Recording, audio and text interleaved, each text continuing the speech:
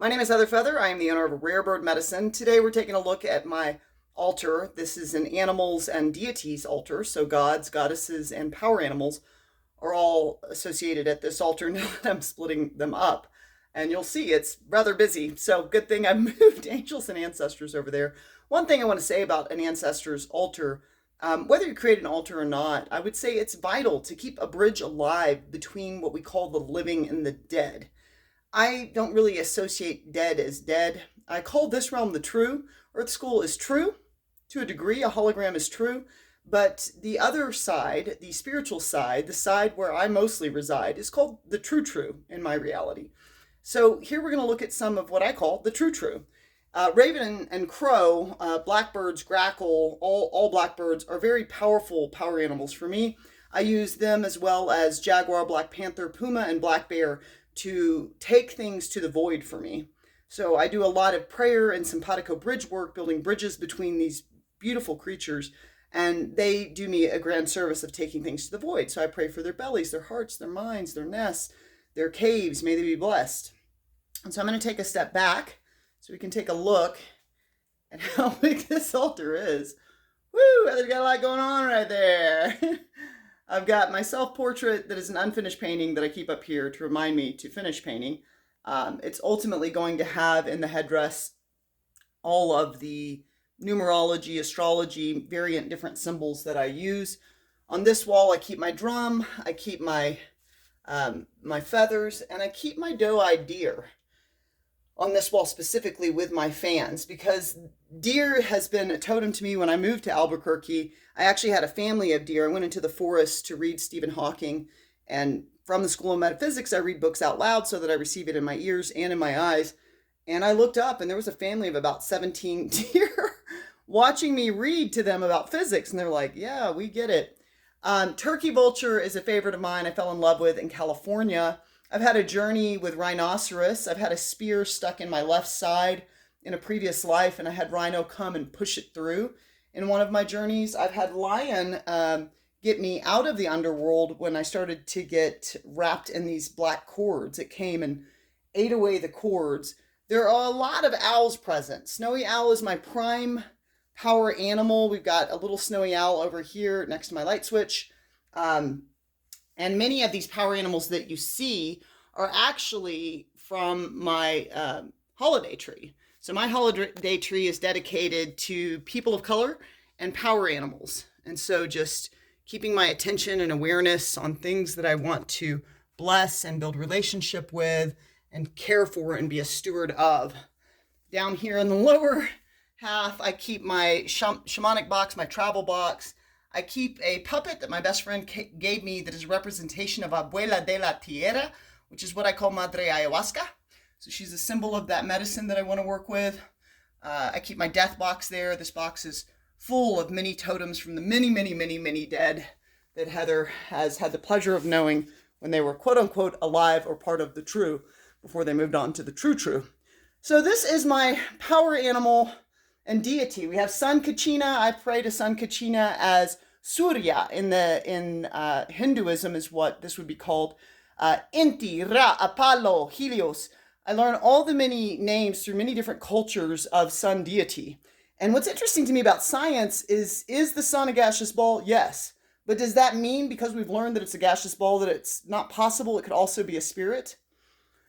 Pretty limited thinking there. So I definitely love that gaseous ball and love the spirit of it and pray to it a lot. Sun deity typically represents clarity, optimism, bright prospects. So we have an eagle dancer because Eagle Kachina is one of the things I bought my car at Johnny Eagle Honda. There are ways Eagle has presenced itself. When I stepped on the shamanic path, a grand thunderbird filled the entire sky. And then there are many different things that I will be teaching classes on in the future, like a silver branch rattle. This is one that I made with my dear friend Morgan when she was visiting this holiday season. Silver branch is a Celtic rattle and is part of Celtic shamanism. So that's traditional Celtic shamanism. I have also rattles that I bought from Native artists because I think we should all support Native artists. So I've got a Hopi rattle. I also have my, of course, Athame, which is dedicated to unicorn energy. And Athame is not sharp. Anathema is used and is enchanted as a magical tool, and it is used to open gateways once one creates circle. You typically would use a bowline. My bowline is a beautiful lunar shape, and this is very sharp. It is extremely sharp on the inside and the outside, and that's typically a bowline would be used to gather and cut herbs. So there are many magical tools here. We have, of course, in the deity realm, we have Saraswati, we have Lord Ganesh, we have one of the beautiful three wise men on my altar, we have Lakshmi. I'm working with prosperity consciousness because I don't care much about money or the body, and part of my balance is to embrace such things, to embrace the body as much as I embrace spirit, because it's all connected. Such a goose. I'm just like, ugh, money, the body, gross. And it's because of the predominant frequency in this earth school realm is obsession with money and the body and with form and with labels. And it's an exhausting frequency to constantly ride in, but there's a part of me that gets to make peace with it. And just off to the side here, of course, we have the beloved Pam Grier. Pam Grier, what a goddess. So this is my animal altar and my deity altar with goddesses and gods. There are more deities here, but that's the quintessence of the altar. And next, I'm going to give you a tidbit from A Course in Miracles, and then an additional tip for a medicine that I use that has been huge to me. Hopefully that video wasn't too shaky for you. So today's Course in Miracles lesson, yesterday we did an AM and a PM in lesson 1. This is lesson 2. I have given everything I see in this room, on the street, from this window, in this place, all the meaning that it has for me, is the basis of the idea. The exercises with this idea are the same as those for the first one. Begin with the things that are near you and apply the idea to whatever your glance rests on. Then increase the range outward. Turn your head so that you include whatever is on either side. If possible, turn around and apply the idea to what was behind you. Remain as indiscriminate as possible in selecting subjects for its application. Do not concentrate on anything in particular, and do not attempt to include everything you see in a given area, or you will introduce strain. Merely glance easily and fairly quickly around you, trying to avoid selection by size, brightness, color, material, or relative importance to you. Take the subjects simply as you see them. Try to apply the exercise with equal ease to a body or a button, a fly or a floor, an arm or an apple. The sole criterion for applying the idea to anything is merely that your eyes have lighted on it. Make no attempt to include anything particular, but be sure that nothing is specifically excluded. So I usually begin, because I'm looking at the book, I have given this book all the meaning that it has for me. I have given this feather all the meaning that it has for me. I've given this snowy owl drum all the meaning that it has for me. I have given this Isis Mother Mary necklace all the meaning that it has for me. I've given this Sarak sweater all the meaning that it has for me. I have given the Sanskrit all the meaning that it has for me. Beautiful, powerful language. Many things have been chanted in that language. So now we are recognizing that we are the ones applying a value system to all that we see. And the tricky thing about applying a value system is that we might say good and bad, right and wrong, acceptable, unacceptable. And then we might get divided in our own frequency. We might be in a divided state. So what we're doing through A Course in Miracles is removing the label system that our ego has made so that we might have a clearer label system that is more inclusive, more loving. I have asked the Akashic Records, because I've studied A Course in Miracles for over 2 decades. I've taught classes with my best friend. I've had groups. A Course in Miracles is very clear that it's never to become a church or a religion.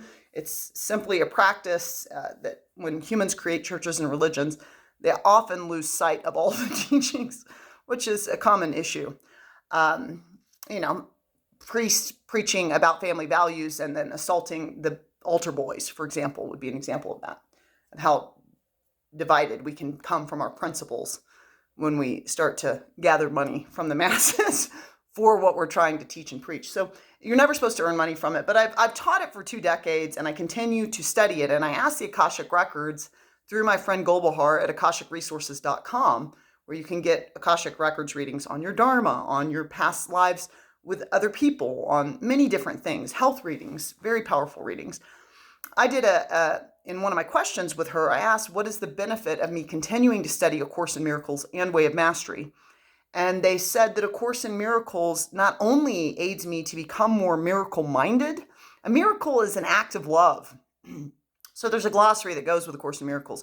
But a miracle is an act of love. And why is a miracle an act of love? Because you have free will choice, and you can either be aligned in your choice to be what you truly are, the light of love, the light of truth, or you can divide from yourself and not be that, and be separatist, and be wall building, and be, I'm not you, you're not me. And we can separate ourselves from the all. The all that is connected to divinity, Heather Feather would say. And therefore, there is a need to make peace with the all that is, because much of the all that is operating in this divided state, divided and forgetting, in an era of forgetting what a person is. So they do these toxic acts and these toxic, poisonous things.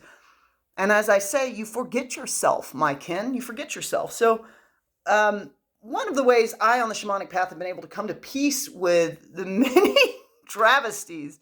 I mean, there's nothing to do but to laugh at it at this point. Let's clown around a bit down here. But the traumas, the tragedies, the travesties, the poisons that two-leggeds have handed me, the way that I come to peace with it is we come to an understanding that not everything is in a quantumous, equal, evolutionary state all at once. Things evolve at different rates. And many of your brethren, many of your kin, many of your sisters, many of your theynesses out there can be in a very unevolved state.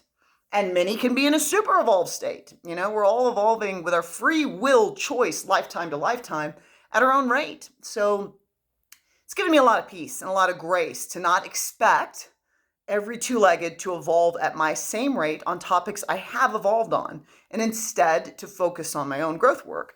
So A Course in Miracles does aid one to become more miracle-minded. It also, they said, aids me to be more loving, because the focus and the meat on the bones in this study is love. Loving yourself, loving all that is.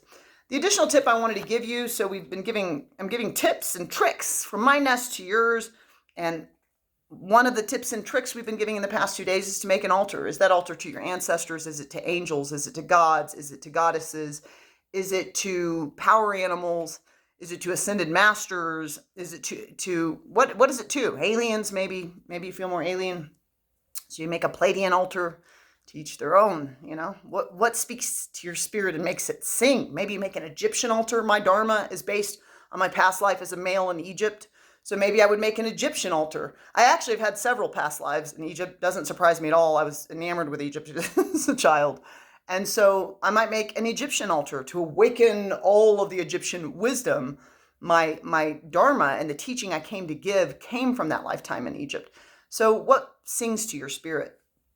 The medicine that I wanted to share with you additionally in this video, because these are all tips, tricks, offerings from Heather, in addition to A Course in Miracles lessons for however many days I choose to do this. That gift that I want to share with you is triphala. Some people call this triphala. We pronounce it in my Ayurvedic studies as triphala. So triphala is amataki, bibitaki, and haritaki. It's 3 fruits.